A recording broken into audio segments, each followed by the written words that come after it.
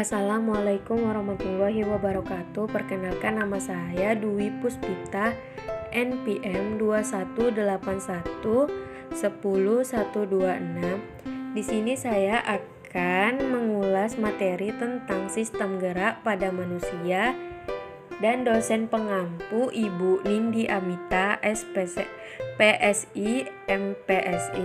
Baiklah, selanjutnya kita langsung masuk pada materi. Sistem gerak manusia.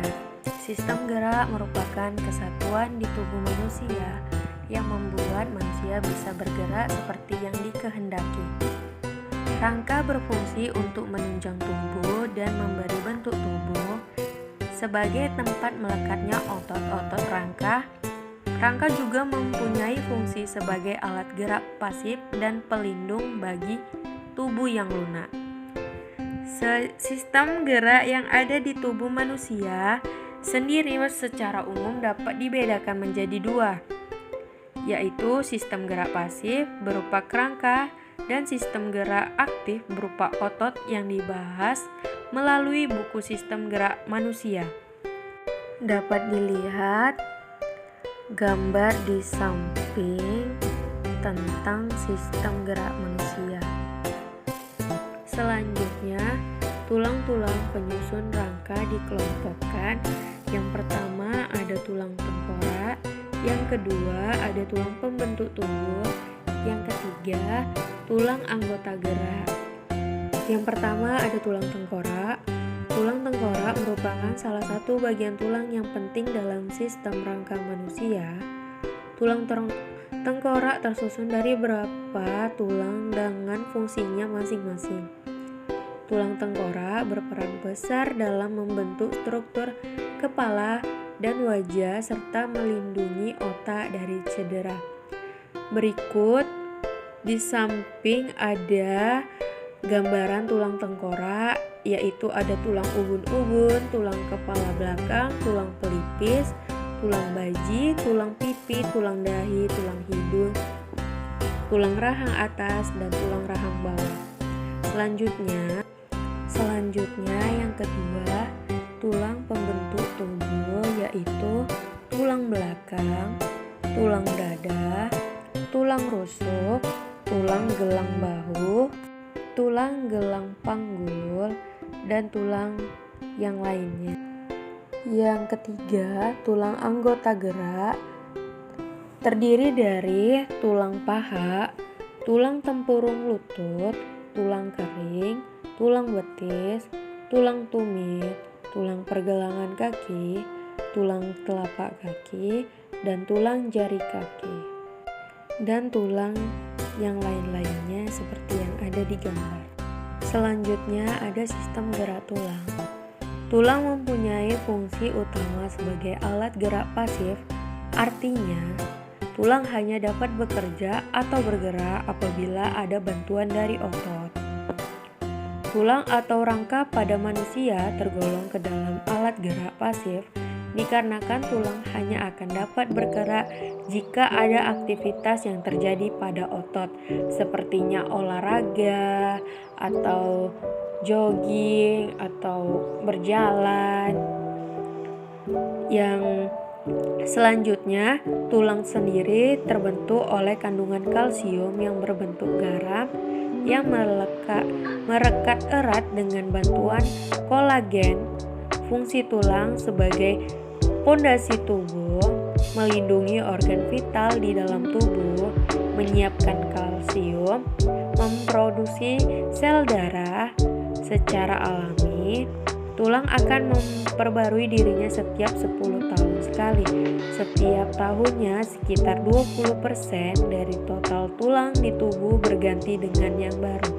Selanjutnya, dalam tubuh manusia juga terdapat struktur yang rumit dengan adanya organ, tulang, saraf, pembuluh darah, serta elemen lainnya yang terhubung dan saling mendukung fungsi masing-masing berdasarkan kepada jenisnya, yaitu tulang yang terdapat di dalam tubuh manusia dibedakan menjadi dua jenis, yaitu tulang rawan. Nah, di sini tulang rawan itu jenis tulang berdasarkan kekerasannya. Tulang rawan ialah tulang yang terdiri dari sel yang disebut dengan kondrosit. Tulang rawan dibagi menjadi 3, tulang rawan elastis, fibrosa, dan hialin. Contohnya daun telinga, kuping, hidung. Nah, ada tulang keras.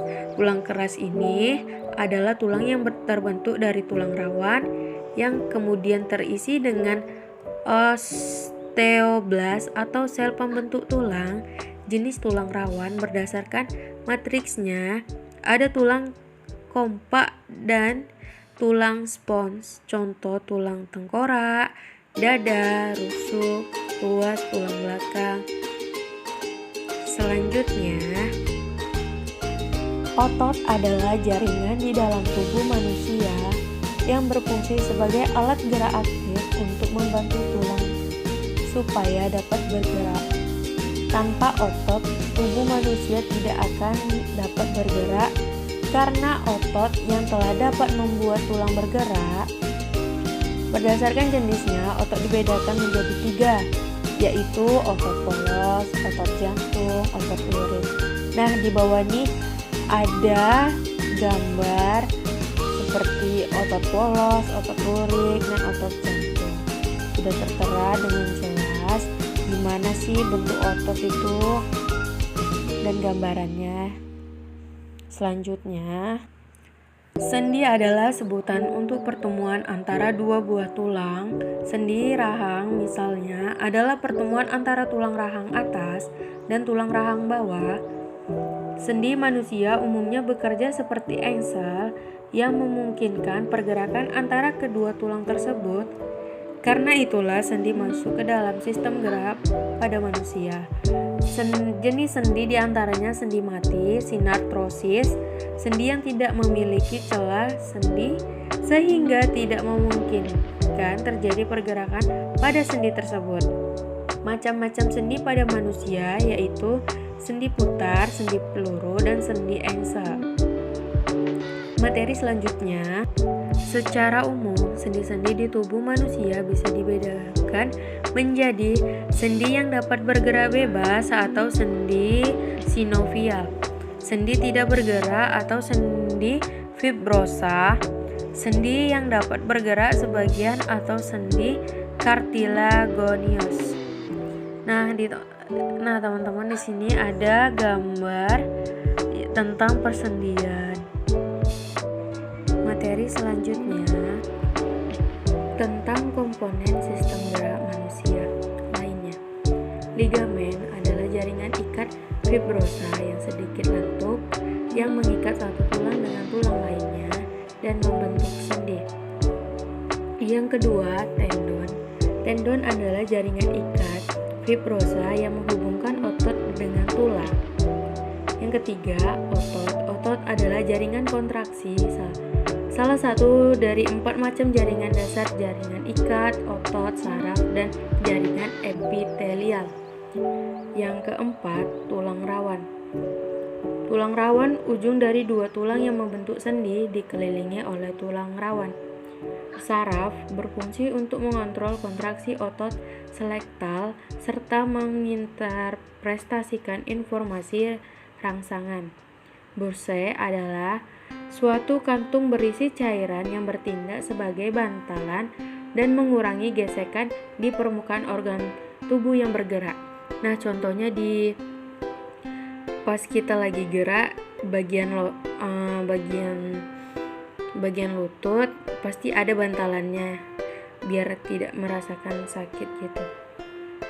Ya, biar tidak bergesekan istilahnya. Materi selanjutnya, kelainan sistem gerak. 1. Osteoporosis atau kerapuhan tulang yang diakibatkan kurangnya kalsium maupun kurangnya produksi hormon. Yang kedua, artritis atau kerusakan tulang rawan. Yang ketiga, lordosis, kebalikan dari kifosis, yakni kelainan tulang punggung yang terlalu membengkok ke depan. Posisi duduk dengan membusungkan dada dapat menjadi penyebab dari kelainan ini. Yang keempat, rakitis, kelainan yang terjadi akibat kekurangan asupan vitamin D, sehingga tulang kakinya berbentuk menyerupai huruf X atau O. Yang kelima, persendian. Seperti kalian ketahui, ada banyak sekali tulang yang menyusun rangka pada tubuh manusia. 6. Fraktura dan patah tulang. Ketujuh, lordosisi atau kelainan tulang belakang di bagian pinggang dan skoliosis. 8. Skoliosis adalah kelainan pada tulang punggung yang mengakibatkan posisi menjadi bengkok samping kanan atau ke kiri. Yang kesembilan, kifosis. Kifosis adalah suatu kelainan tulang punggung terlalu membengkok ke arah belakang. Kelainan ini biasanya dikarenakan oleh kebiasaan duduk dengan posisi yang terlalu membungkuk atau sering memanggul beban yang berat dengan menggunakan punggung. Kesepuluh, kelainan pada otot. Berikut adalah beberapa contoh kelainan yang dapat terjadi pada otot manusia, yaitu sebagai berikut. Tetanus, kelainan pada otot yang dikarenakan oleh infeksi bakteri sehingga kondisi otot terus menegang. Berikut ada 3 jurnal internasional yang sudah saya dapat dari beberapa website. Terima kasih. Apabila ada kesalahan kata, saya mohon maaf. Saya akhiri. Wassalamualaikum warahmatullahi wabarakatuh.